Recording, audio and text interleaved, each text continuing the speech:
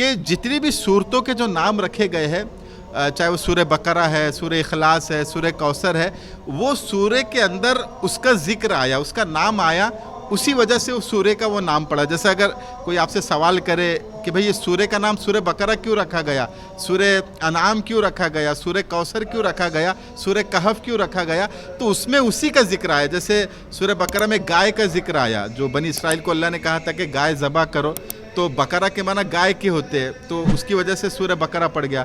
سورہ کوثر ہے، اِنَّا أَعْطَيْنَاكَ الْكَوْثَرَ، تو اس میں حوض کوثر جو پلایا اللہ کے نبی پلائیں گے، اس کا ذکر آیا، تو اس لیے کوثر نام پڑ گیا۔ سورہ کہف ہے تو اصحاب کہف کا ذکر آیا، تو کہف نام پڑ گیا۔ تو جو بھی سورہ کا جو نام پڑا ہے وہ اس کے اندر وہ مضمون آیا ہے، وہ کانٹینٹ اس کے اندر ہے، اس وجہ سے اس کا نام پڑا۔ تو سورہ انعام اس لیے پڑا کہ اس میں مویشیوں کا بھی ذکر ہے، کیٹلز کا بھی ذکر ہے، اس لیے انعام نام پڑا۔